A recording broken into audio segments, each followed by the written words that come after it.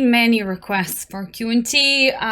Not only just today, but in general. It's definitely a project that a lot of you keep asking about.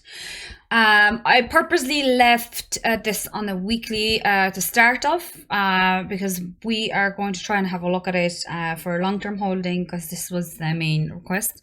I'll look in obviously at the smaller time frame, but the first thing that you'll notice is this big peak that basically there wasn't even a double top there. Really, it just went all the way. And look at the RSI. It peaked here at over 70 and went up very top of the channel. It actually just, despite RSI dropping, the price had a fake out here all the way to $228, and which was obviously actually looking at this here, an interesting level. Look, chart always comes back. You can draw hundreds of lines and it's going to match something eventually. But what I wanted to show you here is in the name of the balance and how charts and everything moves in waves. We've had that drop level 1, retrace, and we're probably going to see another drop level. I would be personally starting to look at some reaction here at 94. Mind you, with QNT, I've seen it happen before. I got burnt in this one. It's very low market cap, very sought after project. I think it's one to bear in mind that if you are thinking of accumulating it and buying it, there'd be absolutely, and I think in general, nothing wrong with getting in at a whatever level you decide on. We're just going to go back to it in a second, and then taking your profits off. Stick to that, because like I said, we're probably going to be looking at some sort of a reaction here, possibly before the end of the year, maybe after New Year, seeing that rally here.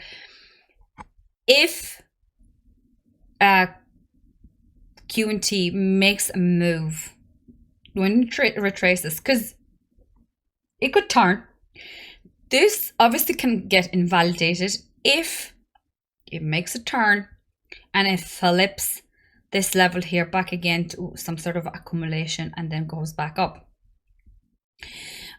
So the downtrend will be invalidated. But what I'm looking at is this nasty blue candle on the weekly.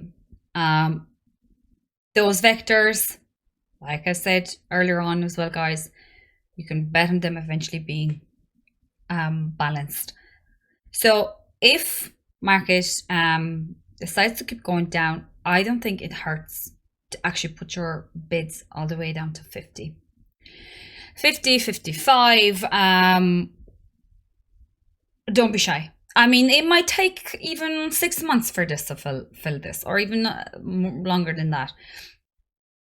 But if we stay in the downtrend, that's the price I'll be looking for. And a nice flip from there. It's still on the weekly below all of the EMAs.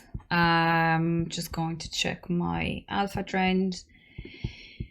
Some nice green candles, but as you can see here, we've had that reversal, and it was definitely confirmed with maybe not the first candle, second candle, and the third with the green dot right above it. This is a weekly chart, guys. So you see that, you know, another red candle here, that it usually goes in those, you know, patterns.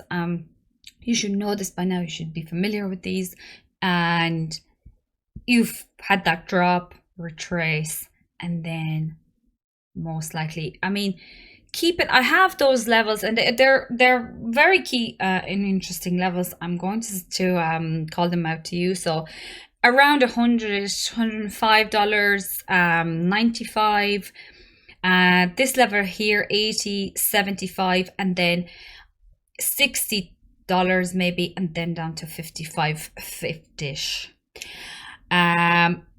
Yeah, that's probably what I would stick in terms of work. In terms of patterns, again, we could see this drop down, have another rise, drop down. It not necessarily like, obviously if you zoom out in yearly scale, or 6 months, whatever, the higher the time frame, the road downwards will look straighter, but when you zoom in, there's a lot of movement and it goes up and down. So nothing really goes down in a straight line per se. It may seem like it. So what I'd be looking for are the levels I mentioned.